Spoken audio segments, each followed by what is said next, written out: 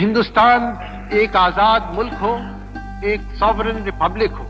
Republic का लफ्ज, आजादी का जिक्र हमने बहुत किया, रिपब्लिक के लफ्ज का जिक्र हमने अब तक ज्यादा नहीं किया था, हालांकि हुआ है। लेकिन आप खुद समझ सकते हैं कि आजाद हिंदुस्तान में और हो क्या सकता है सिवाय रिपब्लिक के, कोई जरिया नहीं। हर एक को ये समझना है कि जिम्मेदारी का क्या अर्थ और क्या मानी है और हमें क्या करना है। हमारा आज लोकतंत्री समाज है और हमारे सब नागरिक अपने आप अनुशासन के साथ जो कुछ करेंगे उसी से इस समाज को ताकत मिलेगी। आज जो दिन है कि हम अपने इतिहास को देखें और साथ ही साथ अपने भविष्य को देखें, तो हम ये निर्णय करें कि देश किस दिशा में जाएगा, कितना मजबूत होगा, कितना प्रगति करेगा।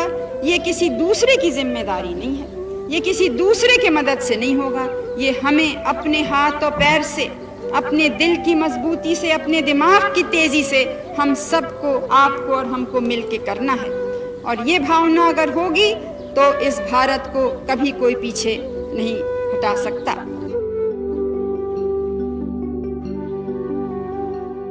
हमें देखना है कि भारत का हर प्रांत बराबर तेजी से आगे बढ़े। हम देखेंगे कि हरिजन, आदिवासी, भारत की महिलाएं, भारत के युवक, भारत के अल्पसंख्यक, भारत के सब नागरिक पूरा मौका पा सकें अपनी शक्ति देश को आगे बढ़ाने में लगाने में, अपना काम पूरा करने में। In his final inaugural address, Thomas Jefferson spoke of freedom of religion, freedom of press, freedom of person under the protection of habeas corpus, and trial by juries impartially selected.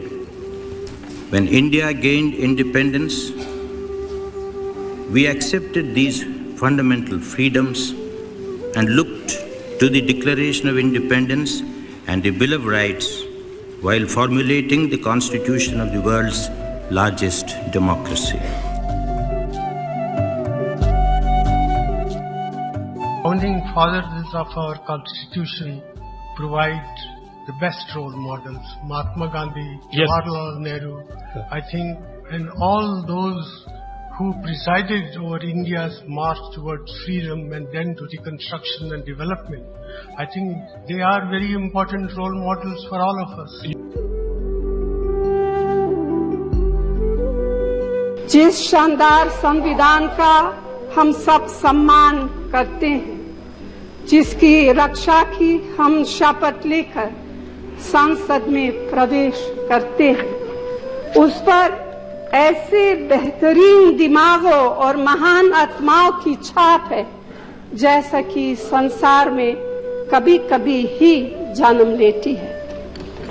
हमारे संविधान का इतिहास लंबा और अनिवार्य रूप से स्वाधीनता संग्राम से जुड़ा हुआ है और इसीलिए कांग्रेस पार्टी के इतिहास से भी यह आंतरिक रूप से जुड़ा हुआ है।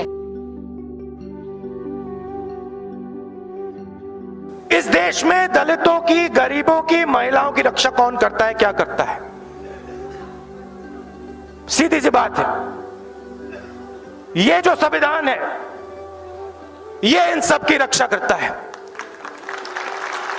और इसको यहां संविधान को कांग्रेस पार्टी ने और अंबेडकर जी ने लिखा और हिंदुस्तान को दिया। जो भी हमारे देश में इंस्टीट्यूशंस हैं, चाहे वो इलेक्शन कमीशन हो, लोकसभा हो, राज्यसभा हो, विधानसभा हो, आईआईटी हो, आईआईएम हो, जो भी हमारे इंस्टीट्यूशंस हैं, सब इंस्टीट्यूशंस को हमारे कॉन्स्टिट्यूशन ने हमें दिया है कॉन्स्टिट्यूशन के बिना इस देश में ना आईआईटी बनती, ना आईआईएम बनता, ना राज्यसभा, ना लोकसभा, कुछ नहीं होता। अगर इस देश में इंस्टीट्यूशंस पैदा हुए हैं, अगर सुप्रीम कोर्ट है, हाई कोर्ट्स हैं, तो नींव कॉन्स्टिट्यूशन है।